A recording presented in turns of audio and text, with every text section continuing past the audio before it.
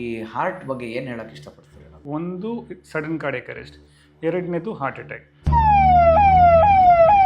ಇದು ಎರಡು conditions same ಅಲ್ಲ. ಸೊ ಅದು ಜನಸಾಮಾನ್ಯರಲ್ಲಿ ಅದು ಕನ್ಫ್ಯೂಷನ್ ಇರ್ತದೆ, ಪ್ರತಿಯೊಂದಕ್ಕೂ ಹಾರ್ಟ್ ಅಟ್ಯಾಕ್ ಅಂತ. ಸೊ ಹಾರ್ಟ್ ಅಟ್ಯಾಕ್ ಬೇರೆ, ಸಡನ್ ಕಾರ್ಡಿಯಕ್ ಅರೆಸ್ಟ್ ಬೇರೆ. ಕೆಲವೊಬ್ಬರಲ್ಲಿ ಹಾರ್ಟ್ ವೆಸಲ್ ಚೆನ್ನಾಗಿರ್ತದೆ, ಮಸಲ್ ಚೆನ್ನಾಗಿರ್ತದೆ, ಬಟ್ ಕರೆಂಟ್ ಸರಿ ಇರೋಲ್ಲ. ಕರೆಂಟ್ ಆಯ್ತಾ? ಬಟ್ ಕೆಲವೊಬ್ಬರಲ್ಲಿ ಈ ಕರೆಂಟ್ ಸಿಸ್ಟಮ್ ಅಲ್ಲಿ ಫಾಲ್ಟ್ ಇರ್ತದೆ, ಜೆನೆಟಿಕ್ ಫಾಲ್ಟ್. ಕರೆಂಟು ಎಲ್ಲಿಂದ ಬರ್ತದೆ ಅಂತ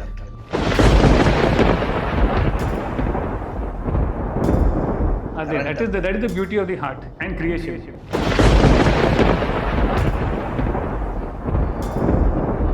Heart has its own electrical supply, own generator, own electrical supply, so which is inbuilt.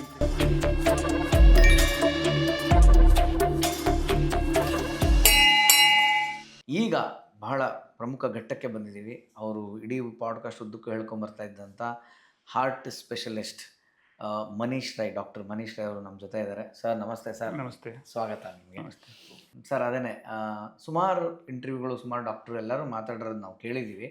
ಆದರೂ ಎಷ್ಟು ತಿಳ್ಕೊಂಡ್ರೂ ಈ ಮಾಹಿತಿ ಅಷ್ಟು ಆಳಕ್ಕೆ ಹೋಗುತ್ತೆ. ಯಾಕಂತಂದರೆ ಹಾರ್ಟ್ ಅಟ್ಯಾಕು ಮತ್ತು ಈ ಕಾರ್ಡಿಯಾಕ್ ಅರೆಸ್ಟು ಇದು ಎಲ್ಲ ತುಂಬ ಚಿಕ್ಕ ಏಜಲ್ಲಿ ಇವಾಗ ನೋಡ್ತಾ ಇದ್ದೀವಿ ಸರ್. ಮೊದಲೆಲ್ಲ ಯಾವುದೋ ಕಾಲದಲ್ಲಿ ಇರ್ತಾಯಿತ್ತು. ನಮ್ಮ ಸಿನಿಮಾ ಫಿಲ್ಮೆಲ್ಲ ನೋಡಿದಾಗ್ಲೂ ತುಂಬ ವಯಸ್ಸಾದವ್ರಿಗೆ ಆ ಸೀನ್ ಇಟ್ಟಾಗ ಅದು ಜಸ್ಟಿಫೈ ಆಗ್ತಿತ್ತು. There is no age correct ಅನ್ನೋ ಥರ ಆಗ್ಬಿಟ್ಟಿದೆ ಈಗ. ಸೊ ಇದು ಏನು ಸರ್ ಡಿಫ್ರೆನ್ಷಿಯೇಷನ್ಸು, ಏನೇನು ಸರಿಪಡಿಸ್ಕೋಬೇಕು? ಪುನೀತ್ ಸರ್ ಕೇಸ್ ಇರ್ಬೋದು, ಮತ್ತು ನಮ್ಮ ಕಾಮಿಡಿ ಕಿಲಾಡಿ ರಾಕೇಶ್ ಕೇಸ್ ಇರ್ಬೋದು, ಮತ್ತು ವೆರಿ ಶಾಕಿಂಗ್ಲಿ ಸ್ಯಾಡ್ಲಿ ನಿನ್ನೆ ಅಷ್ಟೇ ನಮ್ಮ ಇನ್ನೊಬ್ಬ ಗೆಳೆಯ ದಿಲೀಪ್ ರಾಜ್ನ ನಾವು ಕಳ್ಕೊಂಡಿದ್ದೀವಿ. ಸೊ ಎಲ್ಲ ಕೇಳಿದ್ರೂ ಫ್ರ್ಯಾಕ್ಷನ್ ಆಫ್ 5 ನಿಮಿಷದಲ್ಲಿ ಆಗಿರೋದು, ಅಥವಾ ಫ್ರ್ಯಾಕ್ಷನ್ ಆಫ್ ಅರ್ಧ ಗಂಟೆಲಿ ಆಗಿರೋದು, ಅಥವಾ ರಾತ್ರಿ ಏನೋ ಒಂದು ಸಿಮ್ಟಮ್ ಬಂದಿರುತ್ತೆ, ಅದನ್ನು ಅವ್ರು ಇಗ್ನೋರ್ ಮಾಡಿಲ್ಲ ಪಾಪ. ಬೆಳಗ್ಗೆ ಹೋಗೋಣ ಅಂತ ಒಂದು ಅಪಾಯಿಂಟ್ಮೆಂಟ್ ತೊಗೊಂಡಿರ್ತಾರೆ, ಬೆಳಗ್ಗೆ ಈಸ್ ನೋ ಮೋರ್. ಸೊ ಈ ಹಾರ್ಟ್ ಬಗ್ಗೆ ಏನು ಹೇಳೋಕ್ಕೆ ಇಷ್ಟಪಡ್ತೀರಾ ಡಾಕ್ಟ್ರೆ? ಎಲ್ಲಿ ಹೋಗ್ತಾ ಇದ್ದೀವಿ? ಸೊ ನೀವು ಹೇಳಿದ ಬಗ್ಗೆ ಎರಡು ವಿಚಾರ. ಇದು ಒಂದು ಸಡನ್ ಕಾರ್ಡಿಯಕ್ ಅರೆಸ್ಟ್, ಎರಡನೇದು ಹಾರ್ಟ್ ಅಟ್ಯಾಕ್. ಇದು ಎರಡು ಕಂಡೀಷನ್ಸ್ ಸೇಮ್ ಅಲ್ಲ. ಸೊ ಅದು ಜನಸಾಮಾನ್ಯರಲ್ಲಿ ಅದು ಕನ್ಫ್ಯೂಷನ್ ಇರ್ತದೆ, ಪ್ರತಿಯೊಂದಕ್ಕೂ ಹಾರ್ಟ್ ಅಟ್ಯಾಕ್ ಅಂತ. ಸೊ ಹಾರ್ಟ್ ಅಟ್ಯಾಕ್ ಬೇರೆ, ಸಡನ್ ಕಾರ್ಡಿಯಕ್ ಅರೆಸ್ಟ್ ಬೇರೆ. ಸೊ ಹಾರ್ಟ್ ಅಟ್ಯಾಕ್ ಅಂದರೆ ಏನಂದರೆ, ಹಾರ್ಟಲ್ಲಿ 3 ರಕ್ತನಾಳಗಳಿವೆ. ಸೊ ಆ ರಕ್ತನಾಳಗಳಿಂದ ಹಾರ್ಟಿಗೆ ರಕ್ತ ಸಂಚಾರ ಬರ್ತದೆ. ಸೊ ಈ ಯಾವುದಾದ್ರೂ ಒಂದು ರಕ್ತನಾಳದಲ್ಲಿ ಇದು ಕೊಲೆಸ್ಟ್ರಾಲ್ ಹೆಪ್ಪುಕಟ್ಟಿ ಬ್ಲಾಕ್ ಆದರೆ ಆ ಜಾಗಕ್ಕೆ ರಕ್ತ ಸಂಚಾರ ಸಿಗೋದಿಲ್ಲ.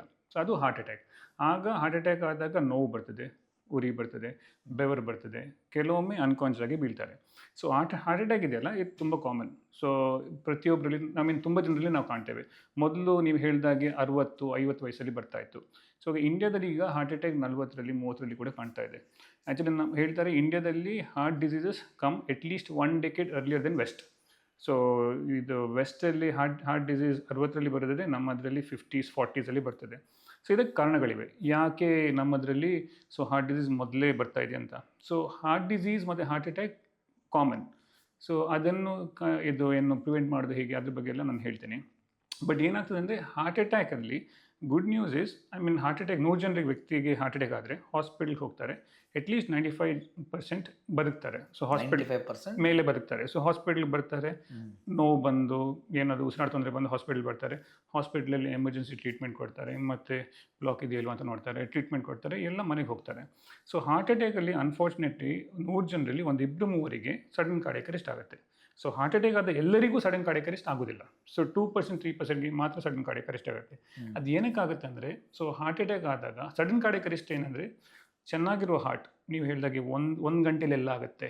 ಸೊ ಸಡನ್ ಕಾರ್ಡಿಯಕ್ ಅರೆಸ್ಟಲ್ಲಿ ಸರಿಯಾಗಿ ಕೆಲಸ ಮಾಡುವ ಹಾರ್ಟ್ ಸಡನ್ನಾಗಿ ಎದೆ ಬಡ್ತ ತುಂಬ ಸ್ಪೀಡಾಗಿ ಹೋಗಿ 300-400ಕ್ಕೆ ಹೋಗಿ ಒಂದೇ ಕ್ಷಣ ಸ್ಟಾಪ್ ಆಗುತ್ತೆ, ನಿಂತ್ಕೊಳ್ತದೆ. ಸೊ ಅದು ನಿಲ್ಲಕ್ಕೆ ಕಾರಣ ಏನಂದರೆ, ಹಲವಾರು ಕಾರಣ ಇದೆ. ಮೇನ್ ಕಾರಣ ಹಾರ್ಟ್ ಅಟ್ಯಾಕ್.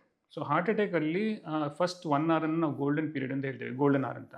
ಯಾಕಂದರೆ ಅದು ಹಾರ್ಟ್ ಅಷ್ಟವರೆಗೆ ಚೆನ್ನಾಗಿತ್ತು, ಚೆನ್ನಾಗಿ ರಕ್ತ ಸಂಚಾರ ಆಗ್ತಾಯಿತ್ತು, ಸಡನ್ನಾಗಿ ರಕ್ತ ಸಂಚಾರ ಕೊರತೆಯಾಗಿದೆ. ಆ ಕೊರತೆಯಿಂದ ಹಾರ್ಟ್ ಇಲೆಕ್ಟ್ರಿಕಲಿ ಅನ್ಸ್ಟೇಬಲ್ ಆಗುತ್ತೆ. ರಕ್ತ ಸಂಚಾರ ಕಮ್ಮಿ ಆದಾಗ ಇಲೆಕ್ಟ್ರಿಕಲಿ ಅನ್ಸ್ಟೇಬಲ್ ಆಗಿ ತುಂಬ ಸ್ಪೀಡಾಗಿ ಒಡ್ಕೊಡ್ತದೆ. ಸೊ ಅದು ಒಡ್ಕೊಂಡಾಗ, ತುಂಬ ಸ್ಪೀಡಲ್ಲಿ ಒಡ್ಕೊಂಡಾಗ 300-400 ಸ್ಪೀಡಲ್ಲಿ ಸಡನ್ನಾಗಿ ಹೃದಯ ಸ್ತಂಭನ ಆಗುತ್ತೆ, ಹಾರ್ಟ್ ಸ್ಟಾಪ್ ಆಗುತ್ತೆ. ಅದನ್ನು ಸಡನ್ ಕಾರ್ಡಿಯಕ್ ಅರೆಸ್ಟ್ ಅಂತ ಹೇಳ್ತೇವೆ. So important thing is, not every heart attack results in a sudden cardiac arrest, not every sudden cardiac arrest is because of heart attack. So confusion correct. ಅದಕ್ಕೆ so ಪ್ರತಿಯೊಂದು sudden cardiac arrest is not because of a heart attack. Okay. Most common cause of a sudden cardiac arrest is still a heart attack. But then what is that separate cardiac arrest? Correct. So cardiac arrest, heart can stop because of other conditions also. ಒಂದು ರಕ್ತ ಸಂಚಾರ ಕೊರತೆ ಆದರೆ heart ನಿಲ್ತದೆ heart attack ಅಲ್ಲಿ. But ರಕ್ತ ಸಂಚಾರ ಎಲ್ಲ ಚೆನ್ನಾಗಿದೆ, ಬಟ್ ಹಾರ್ಟ್ ಮಸಲ್ ಚೆನ್ನಾಗಿಲ್ಲ. ಕೆಲವೊಬ್ಬರಲ್ಲಿ ಹಾರ್ಟ್ ಮಸಲ್ ದಪ್ಪ ಇರ್ತದೆ. ಸೊ ಹೆರಿಡಿಟ್ರಿ ಕಂಡೀಷನಲ್ಲಿ ತುಂಬ ದಪ್ಪ ಇರ್ತದೆ. ಹೆರಿಡಿಟ್ರಿ ಆ ಕಂಡೀಷನಲ್ಲಿ ಕೆಲವೊಮ್ಮೆ ಇಲ್ಲದೆ ಹಾರ್ಟ್ ಮಸಲ್ ವೀಕ್ ಇರ್ತದೆ. ಕೆಲವೊಬ್ಬರಲ್ಲಿ ಹಾರ್ಟ್ ಮಸಲ್ ವೀಕ್ ಇರ್ತದೆ, ಸರಿಯಾಗಿ ಕೆಲಸ ಮಾಡ್ತಾ ಇರಲ್ಲ. ನಾವು ಇಜೆಕ್ಷನ್ ಫ್ರಾಕ್ಷನ್ ಅಂತ ಹೇಳ್ತೇವೆ. ಪಂಪಿಂಗ್ ನೋಡಿಕೊಂಡು ಪಂಪಿಂಗ್ ಸರಿ ಇಲ್ಲ ಅಂತ ಹೇಳ್ತೇವೆ. ಹಲವಾರು ಕಾರಣ ಇದೆ. ಡೈಲೇಟೆಡ್ ಕಾರ್ಡಿಯೋಮಯೋಪತಿ, ಬೇರೆ cardiomyopathy, muscle problems, vessel problem ಅಲ್ಲ, ಮಸಲ್ ಪ್ರಾಬ್ಲಮ್. ಮಸಲ್ ಪ್ರಾಬ್ಲಮ್ ಅಲ್ಲಿ ಕೂಡ ಹಾರ್ಟ್ ಎಲೆಕ್ಟ್ರಿಕಲಿ ಅನ್ಸ್ಟೇಬಲ್ ಆಗ್ಬೋದು. ಸಡನ್ ಆಗಿ ಒಂದಿನ ತುಂಬ ಸ್ಪೀಡಾಗಿ ಓಡ್ಕೊಂಡು ನಿಲ್ತದೆ. ಕೆಲವೊಬ್ಬರಲ್ಲಿ ಹಾರ್ಟ್ ವೆಸಲ್ ಚೆನ್ನಾಗಿರ್ತದೆ, ಮಸಲ್ ಚೆನ್ನಾಗಿರ್ತದೆ, ಬಟ್ ಕರೆಂಟ್ ಸರಿ ಇರೋಲ್ಲ. ಕರೆಂಟ್ ಸೊ ಹಾರ್ಟ್ ಏನಂದ್ರೆ ಹಾರ್ಟ್ ಪಂಪ್. ಸೊ ನೀವು ಯೋಚನೆ ಮಾಡಿ, ಹುಟ್ಟಿದಾಗದಿಂದ ಡೆತ್ವರೆಗೂ heart has to consistently beat. So every minute it beats on average of 60 to 100. ಹುಟ್ಟಿದಾಗ ಮಗುವಿಗೆ 130, 140 ಇರ್ತದೆ. ವಯಸ್ಸಾದ್ಮೇಲೆ ಸ್ಲೋ ಹೋಗ್ತದೆ. ಅಡಲ್ಟಲ್ಲಿ average heart beating 60 to 100. 60 to 100 ಅಂದರೆ ಒಂದು ನಿಮಿಷಕ್ಕೆ 60 to 100 ಅಂದರೆ ಒಂದು ದಿನಕ್ಕೆ 1 ಲಕ್ಷ ಬೀಟ್ ಇರ್ತದೆ. ಒಂದು ದಿನಕ್ಕೆ 1 ಲಕ್ಷ ಬೀಟ್, ಒಂದು ವರ್ಷಕ್ಕೆ ಎಷ್ಟು, 60 ವರ್ಷಕ್ಕೆ ಎಷ್ಟು ಅಂತ ಯೋಚನೆ ಮಾಡ್ಕೊಳ್ಳಿ. So and the heart does this meticulously without skipping 1 beat, ಆಯಿತಾ. ಬಟ್ ಕೆಲವೊಬ್ಬರಲ್ಲಿ ಈ ಕರೆಂಟೆಡ್ ಸಿಸ್ಟಮಲ್ಲಿ ಫಾಲ್ಟ್ ಇರ್ತದೆ, ಜೆನೆಟಿಕ್ ಫಾಲ್ಟ್. ಎಲ್ಲಿಂದ ಬರ್ತದೆ ಡಾಕ್ಟರ್? ಅದೇ that is the beauty of the heart and creation. Heart has its own electrical supply, own generator, own electrical supply, so which is inbuilt. So that starts from birth. That is the beginning point of life when the heart starts beating. So adu electrical supply is continuous till death. Adu electrical supply stop ಆದಾಗ sudden cardiac arrest ಅಂತ ಹೇಳ್ತೇವೆ. So ಈ electrical supply ಅಲ್ಲಿ ಕೆಲವೊಬ್ಬರಿಗೆ ಈ electrical makeup ಅಲ್ಲಿ problem ಇರ್ತದೆ genetically. So ಆಗ ಸಡನ್ ಆಗಿ ಹಾರ್ಟ್ ವೆಸಲ್ ಚೆನ್ನಾಗಿದ್ರು ಕೂಡ, ಮಸಲ್ ಚೆನ್ನಾಗಿದ್ರು ಕೂಡ, ಎಲೆಕ್ಟ್ರಿಕಲ್ ಸಪ್ಲೈ ಸರಿಯಲ್ಲದಿದ್ದರೆ ಕೆಲವೊಮ್ಮೆ ನಾರ್ಮಲ್ ಇದ್ದ ಹಾರ್ಟ್ ಕೂಡ ಸ್ಟಾಪ್ ಆಗುತ್ತೆ. ಇದನ್ನು ನಾವು ಸಣ್ಣ ಮಕ್ಕಳಲ್ಲಿ, ಸಣ್ಣ ವಯಸ್ಸಲ್ಲಿ, 20ರಲ್ಲಿ, 18ರಲ್ಲಿ ಎಲ್ಲ ಕೆಲವೊಮ್ಮೆ ಈ ಕಾಯಿಲೆಗಳು ಸಡನ್ ಕಾರ್ಡಿಯಕ್ ಅರೆಸ್ಟ್ ಸಣ್ಣ ಹುಡುಗರಲ್ಲಿ ಎಲ್ಲ ಕಾಣ್ತೇವಲ್ಲ, ಕೆಲವೊಮ್ಮೆ ಅದು ಹಾರ್ಟ್ ಅಟ್ಯಾಕ್ ಅಲ್ಲ, ಬೇರೆ ಕಾರಣದಿಂದ ಹಾರ್ಟ್ ಸ್ಟಾಪ್ ಆಗಿರ್ತದೆ. ಸೊ ಈ ಕರೆಂಟ್ ಆಫ್ ಆಗೋದಕ್ಕೆ ಕಾರಣವೇ ಇಲ್ಲ. ಎಲ್ಲ ಚೆನ್ನಾಗಿರೋ ವ್ಯಕ್ತಿ ಸೂಪರ್ ಆಗಿದ್ದಾನೆ, ಫಿಟ್ ಆ್ಯಂಡ್ ಫೈನ್ ಅನ್ನೋದು ಕರೆಂಟ್ ಆಫ್ ಆಗೋದು ಕೆಲವೊಮ್ಮೆ very rarely the incidence is layer. ಈಗ ನೀವು ಸಡನ್ ಕಾರ್ಡಿಯಕ್ ಅರೆಸ್ಟ್ ತಗೊಂಡ್ರೆ, ನಾನು ಹೇಳಿದಾಗೆ commonest cause for sudden cardiac arrest still heart attack, because heart attack ತುಂಬ ಕಾಮನ್. ಸೊ ಹಾರ್ಟ್ ಅಟ್ಯಾಕ್ ಬಿಟ್ಟರೆ next common cause for a cardiac arrest is cardiomyopathy, ಅದು muscle problem. ಮೂರನೇ cause is electrical problems, electrical disorders of the heart. So and ಅದರ ತಾತ್ಪರ್ಯ ಇನ್ನೊಂದೇನೆಂದರೆ, you can protect yourself against a heart attack. ನಾವು screening ಮಾಡ್ತೇವೆ. ಸೊ ಈಗ ನಿಮ್ಮ ಮಾಡಿದಾಗೆ BP ಇದೆಯಾ, ಶುಗರ್ ಇದೆಯಾ, ಸ್ಮೋಕಿಂಗ್ ಇದೆಯಾ, ಕೊಲೆಸ್ಟ್ರಾಲ್ ಇದೆಯಾ, ಫ್ಯಾಮಿಲಿ ಹಿಸ್ಟ್ರಿ ಇದೆಯಾ, ಎಷ್ಟು ರಿಸ್ಕ್ ಫ್ಯಾಕ್ಟರ್ ಇದೆ ಹೇಳಿ ನೋಡಿ. ಆ ರಿಸ್ಕ್ ಫ್ಯಾಕ್ಟರ್ಸ್ ಪ್ರಕಾರ ನಿಮಗೆ ಮುಂದಕ್ಕೆ 5 ವರ್ಷದಲ್ಲಿ 10 ವರ್ಷದಲ್ಲಿ ಹಾರ್ಟ್ ಇದ್ದ ಸಮಸ್ಯೆ, ಬ್ಲಾಕ್ ಇದ್ದ ಸಮಸ್ಯೆ ಬರುವ ಚಾನ್ಸಸ್ ಎಷ್ಟು ಅಂತ ನಾವು ಹೇಳ್ಬೋದು. ಬಟ್ ಕಾರ್ಡಿಯಕ್ ಅರೆಸ್ಟಿಗೆ ಜನರಲ್ ಪಾಪ್ಯುಲೇಷನಲ್ಲಿ ನಾವು ಇನ್ನೂ ಕೂಡ ಹೇಳಲಿಕ್ಕಾಗೋದಿಲ್ಲ. It is a random event. It's a random event. ಯಾರಿಗೆ? ಯಾಕೆಂದರೆ in many people the first evidence of a heart disease is a cardiac arrest. ಅದಕ್ಕೆ ಮುಂಚೆ ಹಾರ್ಟ್ ಸಮಸ್ಯೆನೇ ಇರೋದಿಲ್ಲ. First evidence of a heart disease is a cardiac arrest. So but the beauty of that ಏನಂದರೆ, you can protect yourself against a heart attack by screening, doing all the tests. But if you have to protect yourself against a sudden cardiac arrest, how do you protect? It is the community which decides. ಅಂದರೆ so ನೀವು ಇರುವ community ಎಷ್ಟು educated ಇದೆ, ಎಷ್ಟು ready ಇದೆ, community ready ಇದೆ ಅಂತ ನಾನು ಉದಾಹರಣೆ ಹೇಳ್ತೀನಿ. ಈಗ ಸಡನ್ ಕಾರ್ಡಿಯಕ್ ಅರೆಸ್ಟ್ ಸರ್ವೈವಲ್, ನೀವು ಇಷ್ಟು ಹೇಳಿದ್ರಿ ಸೆಲೆಬ್ರಿಟೀಸ್ ಬಗ್ಗೆ.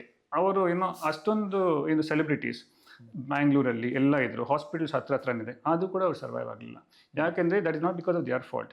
ಸಡನ್ ಕಾರ್ಡಿಯಕ್ ಅರೆಸ್ಟ್ ಆ ಥರ. ಸಡನ್ ಕಾರ್ಡಿಯಕ್ ಅರೆಸ್ಟಲ್ಲಿ survival rate 8%, 8 to 10% or 5 to 10% ಅಂತ ಹೇಳ್ಬೋದು ಇಂಡಿಯಾದಲ್ಲಿ. Even world over is the same thing. So 100 ಪೀಪಲ್ಗೆ ಕಾರ್ಡಿಯಕ್ ಅರೆಸ್ಟ್ ಆದರೆ 5ರಿಂದ 10 ಜನ ಮಾತ್ರ ಬದುಕ್ತಾರೆ. ಅವರು ಹಾಸ್ಪಿಟಲ್ ರೀಚ್ ಆಗ್ತಾರೆ, ಬದುಕ್ತಾರೆ. ಮಿಕ್ಕಿದವರು ಹಾಸ್ಪಿಟಲ್ ರೀಚ್ ಆಗೋದೇ ಇಲ್ಲ. ಯಾಕೆಂದರೆ 2 ವಿಷಯ. ಒಂದು, ಹಾರ್ಟ್ ಸ್ಟಾಪ್ ಆದಾಗ ಪ್ರತಿ 1 ನಿಮಿಷದಲ್ಲಿ 10% ಬ್ರೈನ್ ಡ್ಯಾಮೇಜ್ ಆಗುತ್ತೆ. 10%. ಸೊ ಒಬ್ಬ ವ್ಯಕ್ತಿದ್ದು ಹಾರ್ಟ್ ಕಾರ್ಡಿಯಕ್ ಅರೆಸ್ಟ್ ಆಗಿ 1 ನಿಮಿಷ ಹಾರ್ಟ್ ಸ್ಟಾಪ್ ಆದರೆ 10% ಬ್ರೈನ್ ಹೋಗುತ್ತೆ. 2 ನಿಮಿಷ ಸ್ಟಾಪ್ ಆದರೆ 20% ಬ್ರೈನ್ ಹೋಗುತ್ತೆ. ಸೊ ಅವ್ನು ಬದುಕುವ ಚಾನ್ಸ್ 1 ನಿಮಿಷದಲ್ಲಿ ನೀವು ಆ ಹಾರ್ಟ್ನ ರೀಸ್ಟಾರ್ಟ್ ಮಾಡಿದರೆ ಅವ್ನು 90% ಬದುಕ್ತಾನೆ. 2 ನಿಮಿಷದಲ್ಲಿ ರೀಸ್ಟಾರ್ಟ್ ಮಾಡಿದರೆ 80% ಬದುಕ್ತಾನೆ. ಬಟ್ ನೀವು 10 ನಿಮಿಷ ಡಿಲೇ ಮಾಡಿದರೆ ಅವ್ನು ಬದುಕುವ ಚಾನ್ಸ್ ತುಂಬಾ ಕಮ್ಮಿ ಆಗುತ್ತೆ. ಅದಕ್ಕೆ ಇದು ಕಾರ್ಡಿಯಾಕ್ ಅರೆಸ್ಟ್ ಆದ ವ್ಯಕ್ತಿಗಳು ಹಾಸ್ಪಿಟಲ್ ರೀಚ್ ಆಗೋದಿಲ್ಲ. 10 ನಿಮಿಷ ಇರೋದಲ್ಲ ಕೈಯಲ್ಲಿ. ಅದಕ್ಕೆ ಸೊ ಆ 10 ನಿಮಿಷದಲ್ಲಿ ಏನು ಮಾಡ್ಬೋದು, ಆ 10 ನಿಮಿಷದಲ್ಲಿ ಕಾರ್ಡಿಯಾಕ್ ಅರೆಸ್ಟಲ್ಲಿ ಬದುಕಿಸೋದು ಆ ವ್ಯಕ್ತಿಯನ್ನು ಹಾಸ್ಪಿಟಲ್ ಅಲ್ಲ, ಡಾಕ್ಟರ್ ಅಲ್ಲ, ಮತ್ತೆ ಯಾರು ಬದುಕಿಸೋದು? ಕಮ್ಯುನಿಟಿ. ಹೆಂಗೆ ಮಾಡ್ಬೋದು? ಅದಕ್ಕೇನಂದರೆ ಈ ವೆಸ್ಟಲ್ಲಿ ಇದು ಮೇಯೋ ಕ್ಲಿನಿಕ್ನವರು ರೋಚೆಸ್ಟರ್ ಅಂತ ಒಂದು ಸ್ಟಡಿ ಮಾಡಿದರು. ಏನು ಮಾಡಿದ್ರು ಅಂದರೆ ಕಾರ್ಡಿಯಾಕ್ ಅರೆಸ್ಟಲ್ಲಿ 3 things can save your life. One is bystander CPR. ಅದ್ರ ಬಗ್ಗೆ ನಾನು ಹೇಳಿದೆ, cardiac compression, bystander CPR. Second thing is immediate access to ambulance. So immediately ಈಗ ವೆಸ್ಟಲ್ಲೆಲ್ಲ ಇದು 911 ಇರ್ತದೆ, 10 ನಿಮಿಷದಲ್ಲಿ 8 ನಿಮಿಷದಲ್ಲಿ ಬರ್ತದೆ. ಸೊ ಆ ಥರ immediate access to ambulance. Third is early defibrillation ಅಂತ, AED. ಈಗ ನೀವು ನೋಡಿರ್ತೀರ, ಸೊ ಇದು ಯೂಟ್ಯೂಬಲ್ಲಿ ಗೂಗಲ್ ಮಾಡಿದ್ರೆ CPR. ಸೊ ಇಮಿಡಿಯೇಟ್ಲಿ ಯಾರಾದರೂ ಮಾಲಲ್ಲಿ ಯಾರಾದರೂ ವ್ಯಕ್ತಿ ಕೊಲ್ಯಾಪ್ಸ್ ಆದರೆ ಇಮಿಡಿಯೇಟ್ಲಿ ಪಕ್ಕದವ್ರು ಬಂದು ಕಾರ್ಡಿಯಾಕ್ ಮಸಾಜ್ ಕೊಡ್ತಾರೆ. 911ಅಲ್ಲಿ ಒಂದು AED ಬರ್ತದೆ, ಅದು ಶಾಕ್ ಕೊಡ್ತದೆ, ಅದು ರಿವೈವ್ ಮಾಡ್ತದೆ. ಸೊ ಈಗ AEDs ಇದೆಯಲ್ಲ, ಎಲ್ಲ ಪಬ್ಲಿಕ್ ಪ್ಲೇಸಲ್ಲಿ ಇರಬೇಕು. ನಮ್ಮಲ್ಲಿ ಕೂಡ ಇಂಡಿಯಾದಲ್ಲಿ ಇದೆ, ಏರ್ಪೋರ್ಟ್ಸಲ್ಲಿ, ಮಾಲ್ಸಲ್ಲಿ ಇದೆ. ಬಟ್ ಜನರಿಗೆ ಅದನ್ನು ಯೂಸ್ ಮಾಡೋದು ಹೇಗೆ ಅಂತ ಗೊತ್ತಿಲ್ಲ. ಸೊ ಈ ಸಡನ್ ಕಾರ್ಡಿಯಾಕ್ ಅರೆಸ್ಟಲ್ಲಿ what change survival is whether the community you are living in knows CPR, has access to ambulance, has access to AEDs. ಈಗ ನಾನು ಬರ್ತಾ ಇದ್ದ ವಿಷಯ ಏನಂದರೆ, ಆ ರೋಚೆಸ್ಟರ್ ಹಾರ್ಟ್ ಸ್ಟಡಿ ಅಂತ ಮೇಯೋ ಕ್ಲಿನಿಕ್ನವರು, they trained everyone in CPR. So not just the doctors, they trained community workers, policemen, teachers, firemen, ಅವರಿಗೆಲ್ಲ CPR ಟ್ರೈನಿಂಗ್ ಕೊಟ್ಟು AED ಹೇಗೆ ಯೂಸ್ ಮಾಡಬೇಕು ಅಂತ ಟ್ರೈನಿಂಗ್ ಕೊಟ್ಟರು. ಆ ಕಮ್ಯುನಿಟಿಯಲ್ಲಿ survival rate of cardiac arrest was 40%. Great. So from 5% to 40%. So my basic point is, we are talking so much about cardiac arrest, but what you can't protect yourself against a cardiac arrest because it's a random event. So but what decides a person's survival in a cardiac arrest is how the community responds. If the community knows CPR, if you have a ready system for cardiac arrest, like ambulance, easy access to ambulance, and people know how to use AEDs, people will survive. Otherwise nannannu ulistini from a party, that is not going to happen. Because ನೀವು ನೋಡ್ಕೊಳ್ಳಿ, the people who have had a sudden cardiac arrest, including APJ Abdul Kalam, he was giving a speech Shillongalli when he collapsed. So and he had everyone with him, but still we could not. Community gottilla. It doesn't give you time. Cardiac arrest doesn't give you time. The only way to get away, to improve survival chances in cardiac arrest is if you're prepared as a community. ಅದು ಏನು ಮಾಡಬೇಕಂದ್ರೆ CPR ನಾವು ಚಿಕ್ಕದಿಂದನೇ ಕಲಿಬೇಕು. ಈಗ ಒಂದು 10 ವರ್ಷ ಹುಡುಗ, 5th standard ಹುಡುಗನಿಗೆ CPR ಬಗ್ಗೆ ಅರ್ಥ ಆಗ್ಬೋದು, ನೀವು ಹೇಳಿಕೊಟ್ರೆ ಅವನಿಗೆ ವಿಚಾರ ಅರ್ಥ ಆಗ್ಬೋದು. ಸೊ ಈ ideal situation would be if school start CPR training 5th ಸ್ಟ್ಯಾಂಡರ್ಡಿಂದ CPR start ಮಾಡಿ. ವಂಡರ್ಫುಲ್.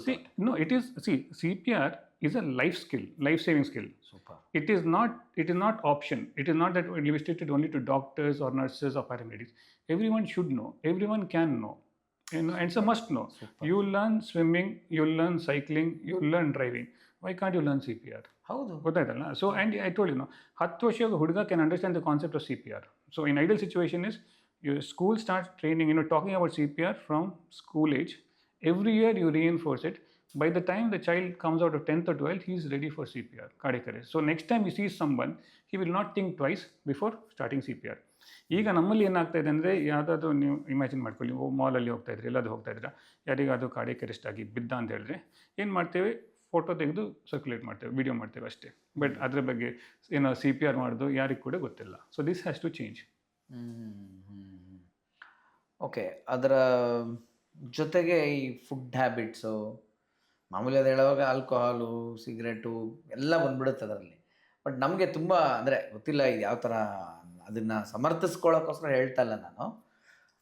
ಇವತ್ತಿಗೂ ನಾವು ಹಳ್ಳಿ ಕಡೆ ಅವ್ರ ಕಡೆ ಎಲ್ಲ ನೋಡಿದಾಗ 90+ ಇರೋವಂಥವ್ರು ರೆಗ್ಯುಲರ್ ಬಿಡಿ ಮತ್ತು ರೆಗ್ಯುಲರ್ ಐಟಮ್ ಎಲ್ಲ ತಗೊಳ್ಳೋರು ಹೆಂಗೆ ಇದರಿಂದ ಪಾರಾಗಿದ್ದಾರೆ? What is the system? ಅದು genetic? It's a very good point. ಒಂದಂದರೆ ಇದು ನಾವು ಅಪ್ಲೈ ಆಗಬೇಕಲ್ಲ.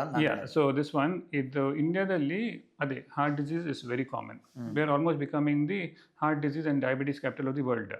ಸೊ ಏನಕ್ಕಂದರೆ ನೀವು ನೋಡಿದರೆ traditional risk factors, diabetes, hypertension, smoking, cholesterol, family history, ಇದು main risk factors even today. Main family history ಒಂದು ಬಿಟ್ಟರೆ 4 are lifestyle risk factors: diabetes, smoking, cholesterol and hypertension. All 4 are lifestyle. It is our lifestyle. what it is. So that is why this one, I mean, earlier ನಾವು ನೋಡಬೇಕಾದ್ರೆ we were, as doctors, we were little reluctant in treating. So ವ್ಯಕ್ತಿಗೆ diabetes ಬಂದ ಮೇಲೆ treatment ಆಗ್ತಾ ಇದ್ವಿ, hyper tension ಬಂದ ಮೇಲೆ, ಇದು ಕೊಲೆಸ್ಟ್ರಾಲ್ ತುಂಬ ಜಾಸ್ತಿ ಆದಮೇಲೆ. ಈಗ because we see that there is so much of disease, we are proactive. So diabetes ಬರೋ ಮುಂಚೆನೇ ಪ್ರೀ ಡಯಾಬಿಟೀಸ್ ಸ್ಟೇಜಲ್ಲೇ ನಾವು ರಿಸ್ಕ್ ಇವಾಲ್ಯೂಟ್ ಮಾಡ್ತೇವೆ. ಕೊಲೆಸ್ಟ್ರಾಲ್ ಸ್ವಲ್ಪ ಜಾಸ್ತಿ ಇದ್ದರೂ ಕೂಡ ರಿಸ್ಕ್ ಇವಾಲ್ಯೂಟ್ ಮಾಡ್ತೀವಿ. ಈ ವ್ಯಕ್ತಿಗೆ ಸೆಕೆಂಡ್ರಿ ಪ್ರಿವೆನ್ಷನ್ ಮೆಷರ್ಸ್ ಬೇಕಾ, ಮೆಡಿಸಿನ್ಸ್ ಡಯಾಬಿಟೀಸ್ ಕಮ್ಮಿ ಮಾಡಲಿಕ್ಕೆ ಮೆಡಿಸಿನ್ಸ್ ಬೇಕಾ, ಇಲ್ಲದಿದ್ದರೆ ಕೊಲೆಸ್ಟ್ರಾಲ್ ಕಮ್ಮಿ ಮಾಡಲಿಕ್ಕೆ ಮೆಡಿಸಿನ್ಸ್ ಬೇಕಾ, ಏನು ಅಂತ ನೋಡ್ತೇವೆ. ಬಟ್ ಇದು all risk factors is related to, indirectly related to something called metabolic syndrome, weight gain.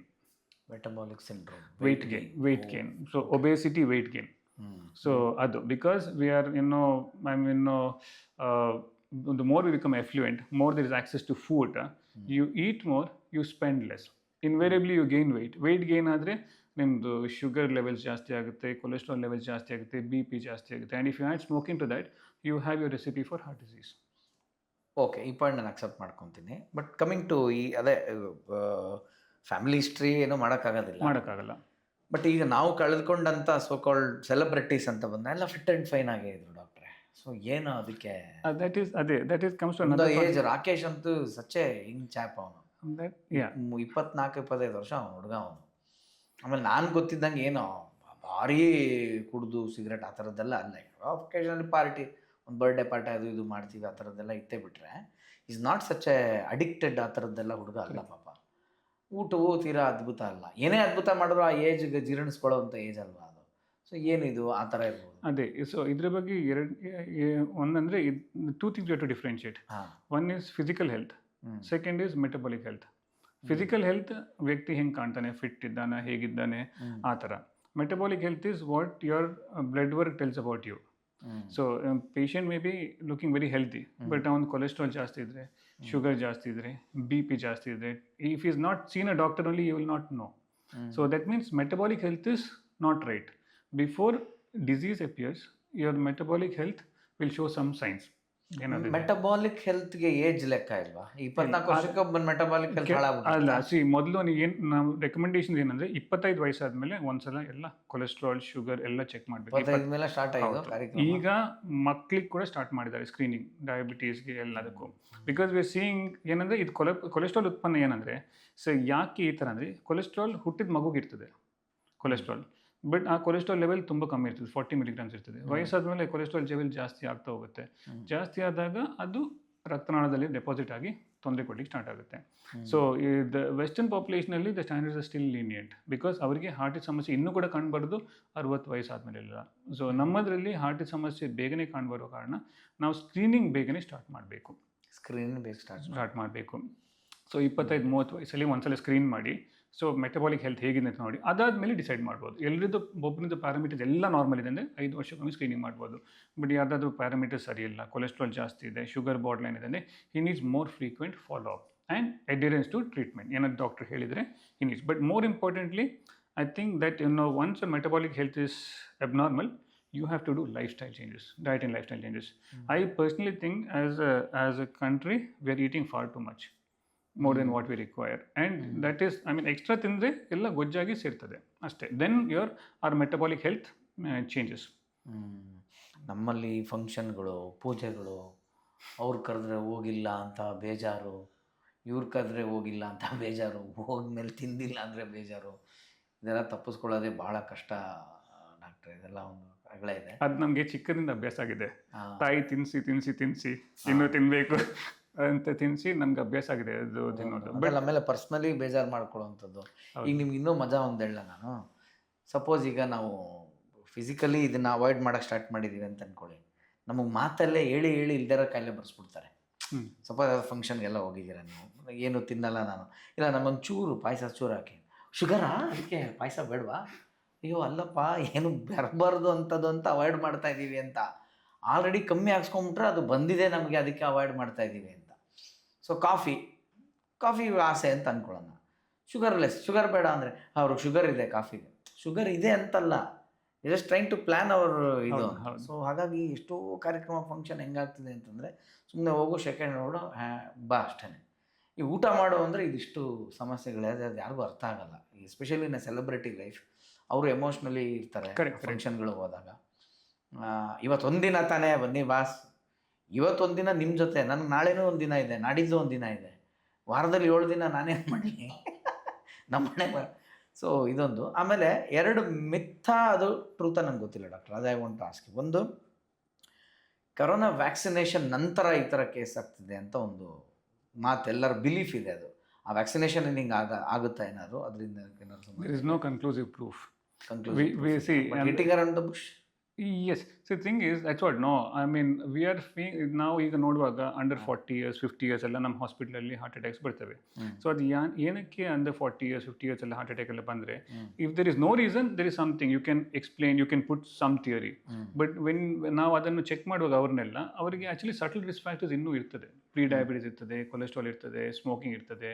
So under 40 years smoking ಇರ್ತದೆ. So when you have existing risk factors, why you want to blame something on which is not. And studies have shown that there is no conclusive proof to say that. And we are now 6 years past COVID. So ಈಗ ಅದರದ್ದು ಲಕ್ಷಣ ಕಾಣ್ತದೆ ಅಂತ ಇಲ್ಲ. As we know, but metabolic disorders and lifestyle disorders are a huge thing in India, and there is no awareness about it. One myth. Another myth ಬಗ್ಗೆ ಮಾತಾಡೋದಾದ್ರೆ, what about the extra things that they take in body building, gym ಅಂತ ಬರುತ್ತಲ್ಲ, ಅದ್ರ ಮೇಲೂ ಒಂದು ಆಪಾದನೆ ಇದೆ. ಅಂದ್ರೆ ಅಲ್ಲಿ ತಗೊಳ್ಳೋವಂಥ ವಾಟ್ ಎವರ್ ಮೆಡಿಸನ್ನು, ಒಂದು ಬಾಡಿ ಬಿಲ್ಡಿಂಗಿಗೆ ಅಂತ ಮಾಡ್ತಕ್ಕಂಥ ಇದ್ದಾರೆ. ಎಲ್ಲರೂ ಮಾಡ್ತಾರೆ ಅಂತಲ್ಲ, ಹೂವರ್ ಡಸ್ ಇಟ್. ಯಾಕಂದರೆ ನಾನು ತುಂಬ ನಾರ್ತಲ್ಲಿ ಸುಮಾರು ಕೇಸ್ ನಾನು ನೋಡಿದ್ದೀನಿ, ರೀಲ್ಸ್ ಎಲ್ಲ ಬಂದಿರತಕ್ಕಂಥದ್ದು. ಒಳ್ಳೆ body champion, body weight lifter, next day ಇಲ್ಲ. ಸೊ ಆವಾಗ ಈ ಒಂದು ಆಲೋಚನೆ ಬರುತ್ತೆ. ಸೊ ಈ ಪ್ರೋಟೀನ್ ಶೇಕ್ಗಳು ಅದೆಲ್ಲ ಓಕೆನಾ?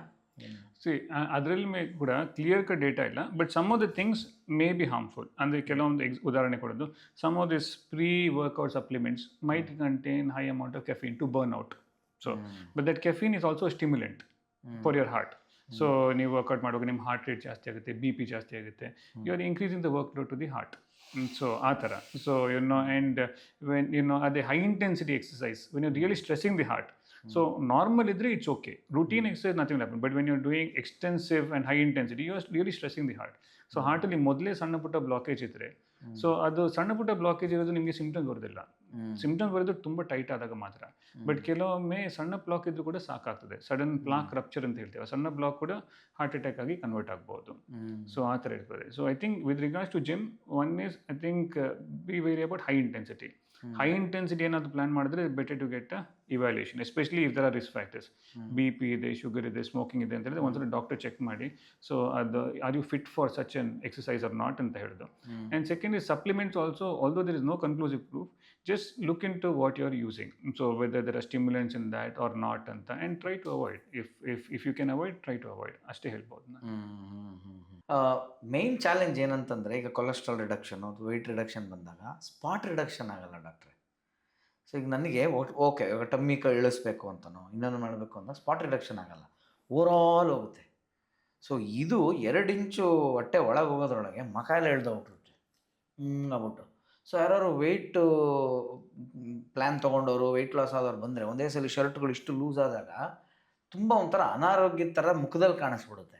ಅದೇನೋ ಬ್ಯಾಲೆನ್ಸ್ ಮಾಡೋಕೆ ಏನಾದ್ರು ಐಡಿಯಾ ಇದೆಯಾ? ಅಂದರೆ like to keep facial mass same, ಇದು ಹಂಗೆ ಆಗಲ್ವಾ? ಅದು ಹೆಂಗೆ? ಮತ್ತೆ ಫ್ಯಾಟ್ ಲೂಸ್ ಆದಾಗ you will lose overall overall, but I mean specific exercise ಮಾಡಿದ್ರೆ, abdominal exercise ಆ ಥರ ಮಾಡಿದ್ರೆ maybe ರಿಡಕ್ಷನ್ ಆಗಲ್ಲ.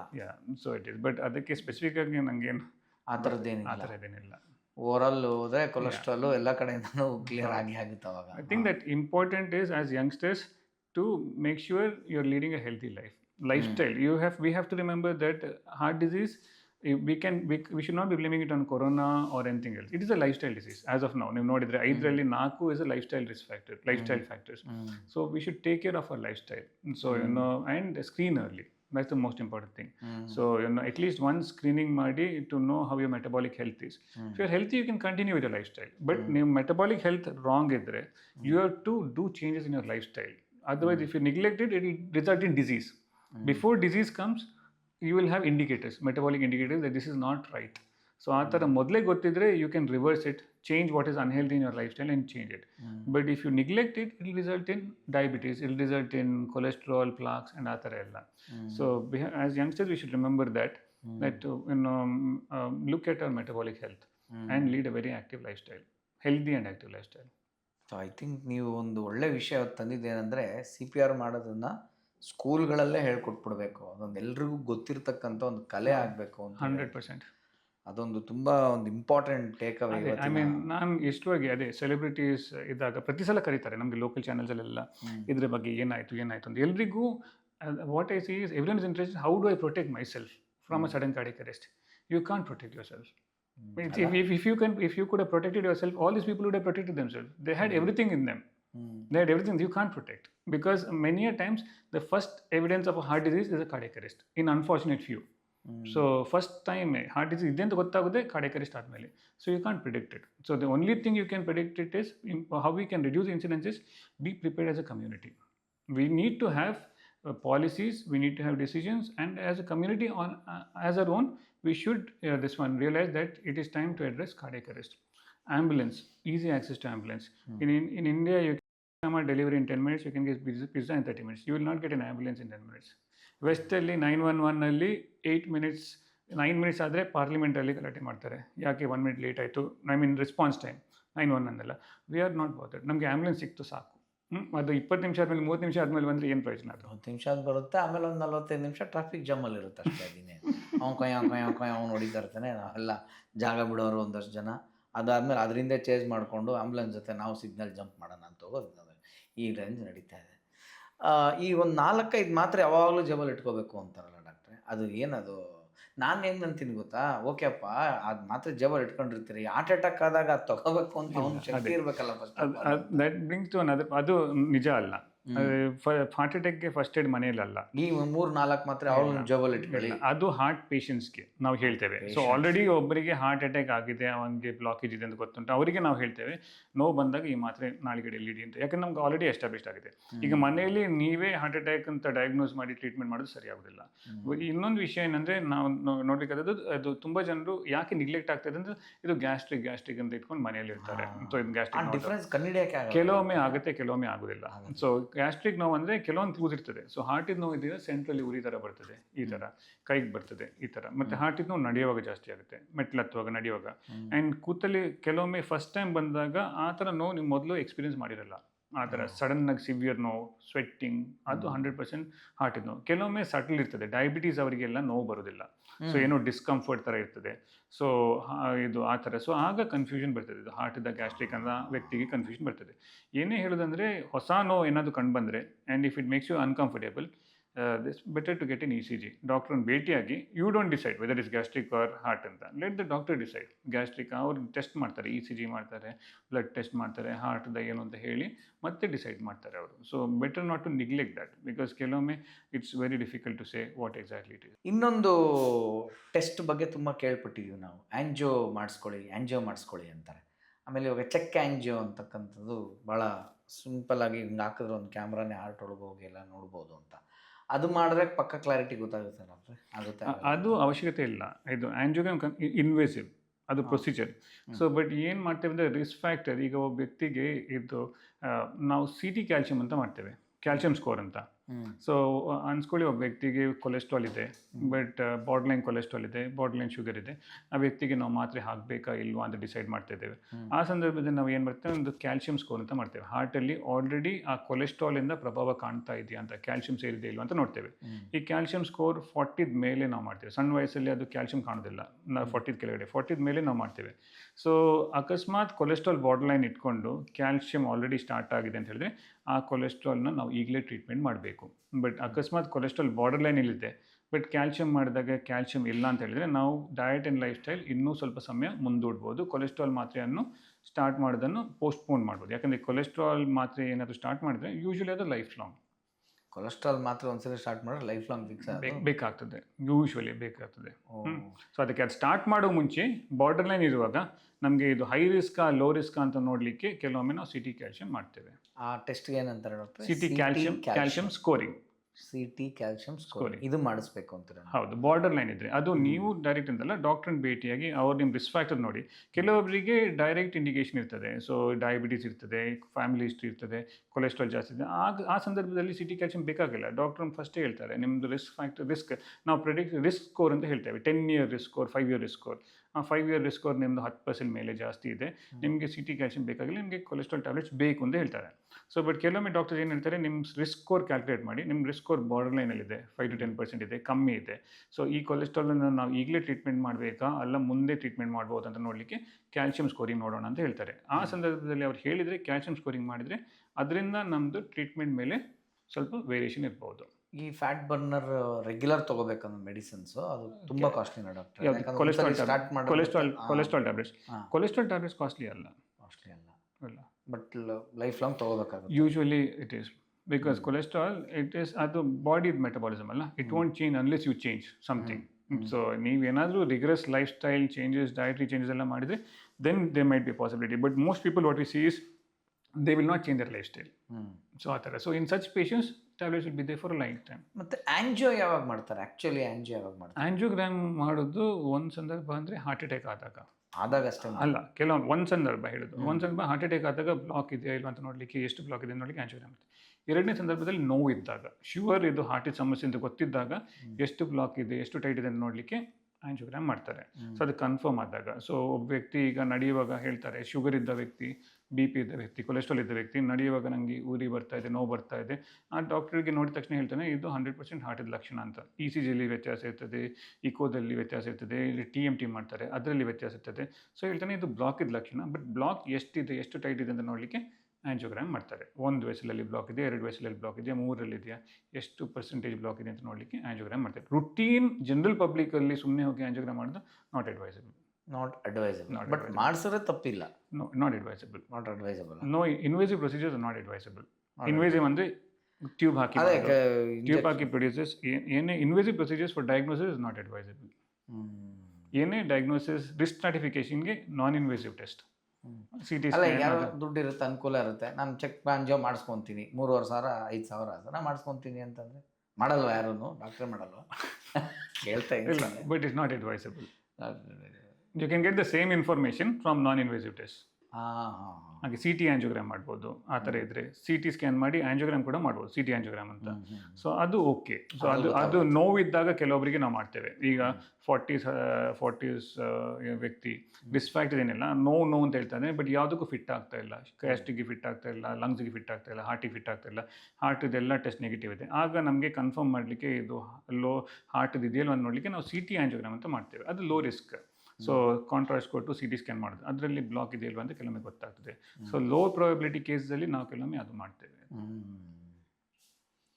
S doctor, thank you so much. Almost ಎಲ್ಲ ಮಾಹಿತಿ ಕೊಟ್ಟಿದ್ದೀರಿ. Thank you so much. ನೀವು ಫಿಟ್ ಆ್ಯಂಡ್ ಫೈನ್, ನಿಮ್ದೇನು ಹ್ಯಾಬಿಟ್ ಹೇಳ್ಬಿಡಿ ಫಸ್ಟ್.